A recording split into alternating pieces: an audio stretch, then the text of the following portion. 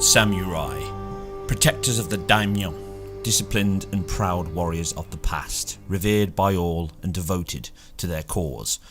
These medieval soldiers lived a fragile, sincere and honest code that was later known as Bushido, the way of the warrior. From the early 12th century, the samurai protected with honour and devout dedication to all aspects of their lives. Until their dismantling in the late 19th century, many tales have and continue to be told from such a rich tapestry. Their skill made them a legend, yet their honour made them strong. The only thing more terrifying than a samurai seeking revenge is a ghost of one not yet ready to rest. Japan and its history holds a special place in many of our Western hearts. From my childhood love of martial arts, Asian history, blend of grace and violence, a largely alien yet intoxicating culture has inspired art, fashion, movies, music and more. Ghost of Tsushima is a game that absolutely ticks those boxes. You play as Jin Sakai, one of the last samurai to exist in this eastern land of the Tsushima island. Without the aid of the other samurai to make this a simple cruise, it falls upon you to undermine and ultimately prevent the Mongol invasion of your homeland. This violent attack comes early in the game with our protagonist ready for battle, outnumbered and yet defiant in the face of overwhelming odds. And as the story unfolds, you are left lost and without hope for what may come. And as everyone loves an underdog, you set out to have one more day in the sun and seek to stop those invading barbarians. Now what unfolds is a breathtaking adventure that crafts exquisite artistic flair from such a rich historical canvas and naturally captivating countryside. The characters you meet along your journey share a like-minded ambition to help your plight. No matter the history, the enemy of my enemy is my friend. Voice acting is delivered with conviction for the main characters across English and Japanese choices, but the way I played and how I've always watched foreign language films where possible is with the Japanese dub, with Jin's voice superbly by Kazuya Nakai, a star in anime movies from Ghost in the Shell and most famously One Piece. He has appeared in movies and games for decades, but this role is perfect for him and he excels. The powerful and at times jingoistic language simply adds power and presence to each and every scene. もし叔父上がいれば、このようなこと決してそのままにはいたしませぬ。お力を、しかる後ご一族の仇を。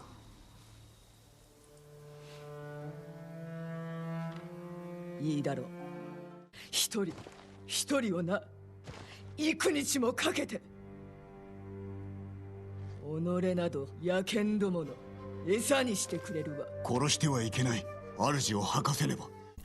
This is equally true of the other actors in Misako, who also stands out with great anger and frustration heard in her voice. Jin's English voice actor in Datsuki Chai delivers an equally compelling soul, and during my second playthrough I'm enjoying the change of mood and nuance he brings. Alone? Keep the path clear. When I find Lord Shimura, we'll need a quick escape. I'll get the horses ready. Do it. If I'm not back soon, ride for the forest. Now the mix of smooth cinematic direction, simply top tier colour use and tone mapping to lighting direction and artistry is the most impressive, moving and flowing foliage this side of a David Bellamy documentary. It delivers a meld of gobsmacking serenity, all dramatic and emotional scenes. The ensembled cast of characters are excellent by and large, with it being so story character focused, this is a good thing. Now not all scenes, moments or plot devices work, but then again this is not unique to games, movies or TV. I did enjoy the quality and detail in the side quests, and due to the benefits they bring to your character's skills as you scavenge the land, learn new stances, attacks and much more, it really sucks you in to be better and is worth your time. Content wise, the game is absolutely packed with so much to do, see and explore. Any potential Game Plus mode would be an absolute treat.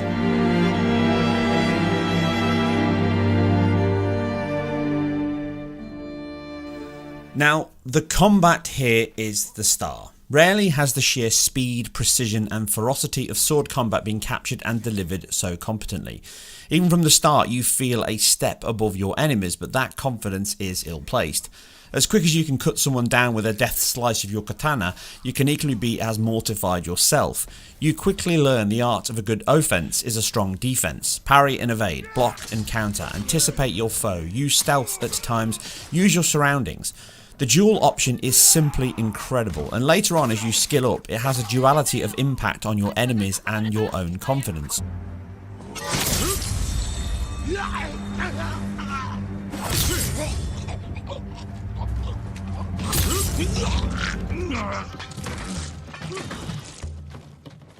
This, along with all the other elements of the game itself, the combat, the mechanisms, the weapons you use and the skills, this mode mixed with the included Akira Kurosawa black and white stylized cinematic mode, paying homage to his visionary director of Seven Samurai and many more, which I cover later in the video. Few games make the hairs stand on end. It really captures the old western style standoff between two warriors, and the intensity and fragility of the battle affects all around you. It never gets old using it at the start of battles to gain the upper hand and strike fear into your enemies' minds. This is the single biggest redeeming feature of the title. The combat draws you back again and again. It drives you to be better, it drives you to practice harder, and it drives you to learn the additional skills and all the extra functionality they open up, which again I can't show you here. But the whole fundamental point of this is every element works intrinsically well against the combatants. You have to change stances, you learn new stances, and the two ones that I can show you here are the ones important to move between swords and shields. And the combat and the slow of time when you use those and flick between the two can generate some absolutely gorgeous and dramatic moments, and that, accomplished with the sound effects and the music, makes it a real treat not only to play but also to watch.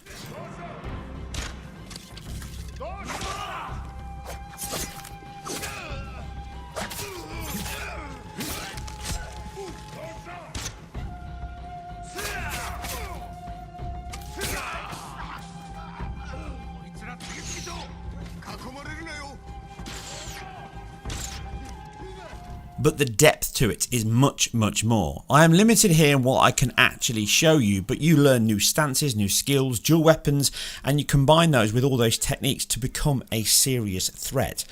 My advice is play it on hard, as easy is just too easy most of the time, but it does get much harder later in the game, and you also need to invest time in it. It slowly builds up your repertoire, which clicks with you, and after a while it becomes effortless and efficient in battle, just as you should be as a samurai. Enemies growing to fear, engaging you, running away, and it all looks and feels so satisfying and damn cool to play that sometimes I found myself just playing the same section again to perfect it.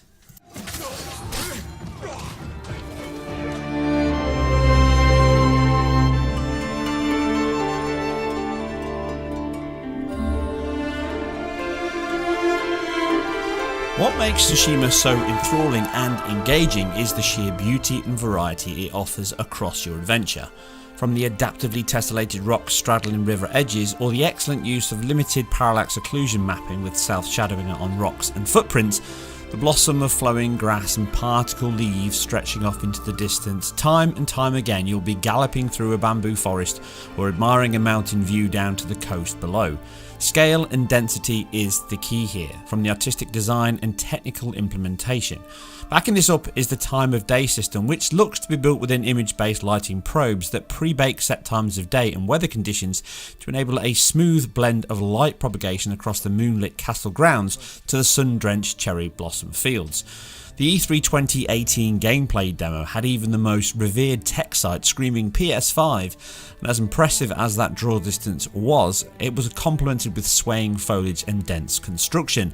I can now confirm this is all delivered on the Pro as expected, with a base PS4, some of it shown here, doing an equally impressive job of delivering that quality with reduction in resolution and some other effects I cover in my head-to-head and performance video. The scenery, details and polygonal construction is the core sacrifice though. Rocks, trees, grounds, huts and even characters and fingers can sometimes exhibit reduced triangle density when observing within macro detail. The minor sacrifice here is more than compensated for by the amount of alpha transparency, animated foliage and deep draw distance the engine now offers. Real photographic scans of trees and leaves were employed by the team when visiting Tsushima Island. These granular details are combined perfectly and hidden within imposter blends to alpha sprites, meaning your horse carries you through one of the richest and most natural looking sceneries we have seen this generation, with a next gen level of draw distance often at times. Storms explode into the distance, boats arrive offshore, trees sway miles below you with an amazing sense of realism and beauty. You will spend a good deal of your gameplay time admiring this exquisite isle, taking photos from the incredible photo mode, which leaves the world active and the characters static. I'm looking forward to seeing just what delights the community will craft with such a rich base of colours and blank canvas to visualise. It is one of the most awe-inspiring and interactive environments in games, creating a stunning view of feudal Japan from horseback or mountain top.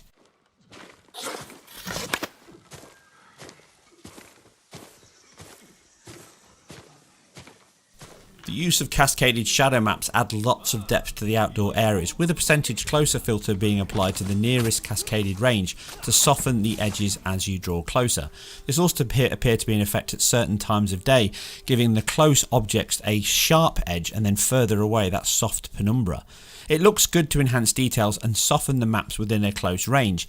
It is quite pedestrian as a technique, but consistent with the early 2018 demo footage I covered back then. This is all complemented by screen space shadows and ambient occlusion, and wrapped up with screen space reflections delivers a very competent and grounded looking world at all times, with that self-shadowing grass really standing out and adding that visual appeal consistently. All these combinations of materials, techniques and natural movement create the most impactful character of the game that rarely looks anything but stunning.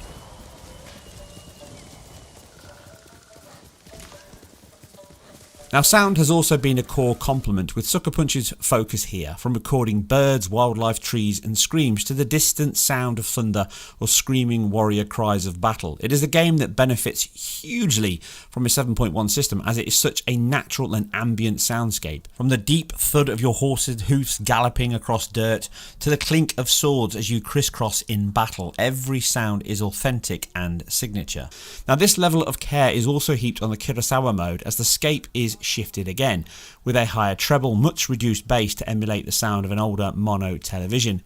And it's a convincing emulation. Treble is increased, bass is reduced, all sounds are merged into one single channel, along with a touch of distortion and reverb is consistent across screams and footsteps.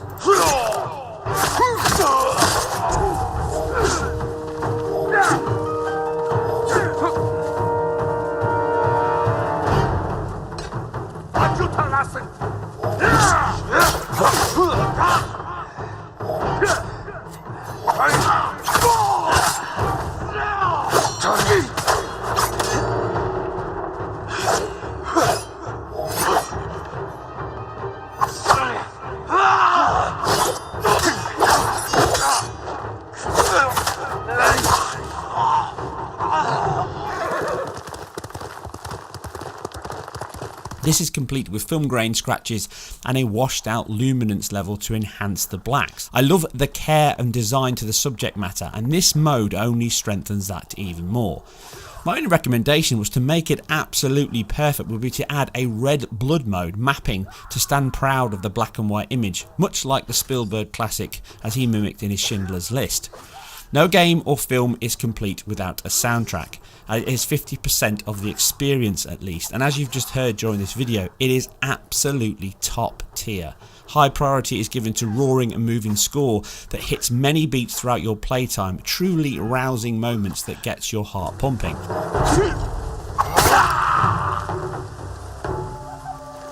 The model of Jin and other main characters is brilliant. Facial expression and high bone rigs offer subtle emotions in dialogue. These are mixed with the core story segments and side quests displaying a much more rigid vertex blends to accompany the dialogue. Lesser characters can also look weaker than the main, which is common in games, but skin tone, subsurface scattering and moonlight to the orange GI bounce from the autumn leaves to pained anguish under bright sunlight. It is a step up from Second Son. Now this is also true of the combat animation. Never has the focus on gameplay been so core in terms of how that animation is played out and balanced.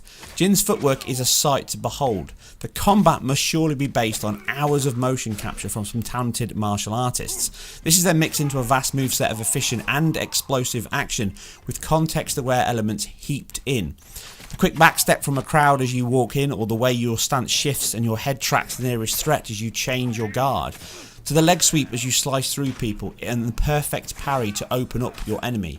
These get better as you learn more and get more in tune with you. Dodge an arrow, slip into an upward slice from your water stance, stab and push people away with your feet, to wiping your blade clean before rubbing and rolling over your fingers into the sheath. Be it the Tonto blade for stealth or the katana for battle, each movement is matched perfectly with your enemies.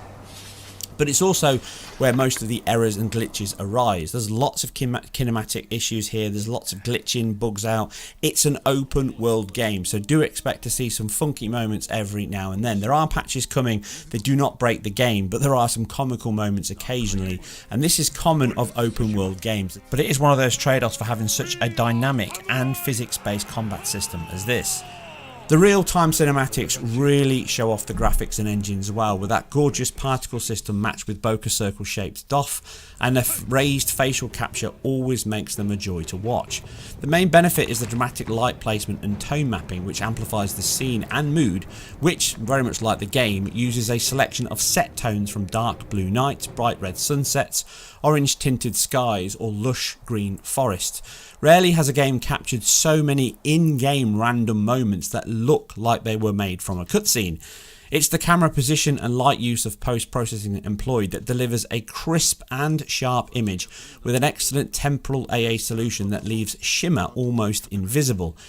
Another minor gripe is the time of day and weather system can move far too fast. Sometimes you can be standing in a cloudy nighttime setting and then it just goes straight to daytime.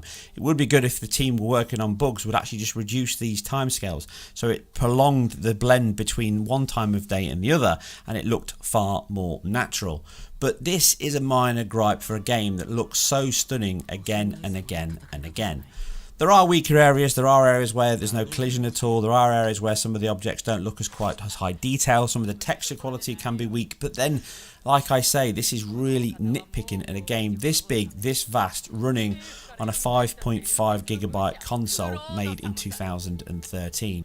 And no matter the small glitches, the bugs and the issues, it is an absolutely exceptional game from both an artistic and a gameplay point of view, and for that, I give it a big thumbs up. Anyway, that's it for now. I hope you enjoyed this detailed look at Ghost of Tsushima. You can also check out the performance and how the two versions differ in my performance analysis.